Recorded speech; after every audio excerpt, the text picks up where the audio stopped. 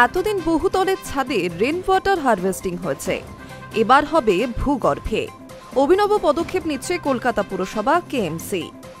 শহরের ১৪৪টি ওয়ার্ডের প্রায় ৯০টি এলাকাকে চিহ্নিত করা হয়েছে, যেখানে বর্ষার সময় জলে ভেসে যায়, পাম্প চালিয়ে জল সরাতে হয়।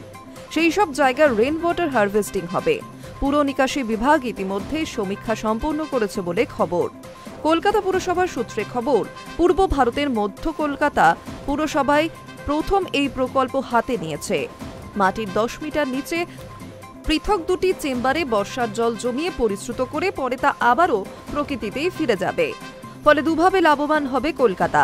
প্রথমত, নিচু এলাকায় বর্ষার জল কিছুটা হলেও সামাল দেওয়া যাবে। দ্বিতীয়ত এবং অত্যন্ত গুরুত্বপূর্ণ বিষয় হল, যুগের পর যুগ ধরে কলকাতার বিস্তীর্ণ এলাকায় ডিপ টিউবওয়েলে জল তোলা হতো। এখনও সংলগ্ন এলাকার কয়েকটি ওয়াটার পাম্পের জলের উপর নির্ভর করে। ফলে মাটির ভূগর্ভস্থ জলস্তর কমতে শুরু করেছে। এমনকি আর্সেনিকের প্রকোপ নিয়েও বিভিন্ন সময় উদ্বেগ প্রকাশ করেছেন বিশেষজ্ঞরা। রেন ওয়াটার হারভেস্টিং এর ফলে বৃষ্টির জল মাটিতে মিশলে সেই সমস্যার অনেকটাই সুরাহা হবে, জলস্তর ক্রমশ বাড়বে। এক পুরকর্তার কথায়, মাটির উপরে একটি খোলা পাইপ থাকবে। সেই পাইপ দিয়ে বর্ষার জল মাটির অন্তত ১০ মিটার নিচে ৭ ফুট লম্বা ও ৪.৫ ফুট চওড়া চেম্বারে জমা হবে। অপরিশ্রুত জল থিতিয়ে গেলে পাশে মাইক্রো চেম্বারে পাঠানো হবে। দ্বিতীয় দফায় পরিশ্রুত হওয়ার পর সেই জল মাটিতেই মিশে যাবে।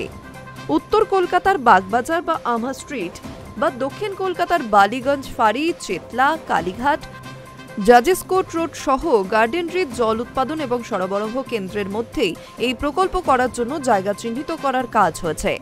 পুরসভা সূত্রে খবর, কাজ সুষ্ঠুভাবে করার জন্য সংশ্লিষ্ট বড় চেয়ারম্যানের সঙ্গে আলোচনা করেই কাজ হবে। কারণ কোন এলাকায় জল জমে তা ভালো করে বলতে পারবেন বড় চেয়ারম্যান। বস্তুত বৃষ্টির জল পরিশ্রুত করে মাটিতে ফিরিয়ে দেওয়ার এই প্রকল্পকে ঘিরে রীতিমতো উৎসাহিত পুর আধিকারিকরা। কারণ প্রকল্প সফল হলে রাজ্যের অন্য পুরসভাতেও এইভাবে বৃষ্টির জলকে মাটিতে ফিরিয়ে দেওয়ার কাজ শুরু হবে। Hi news network.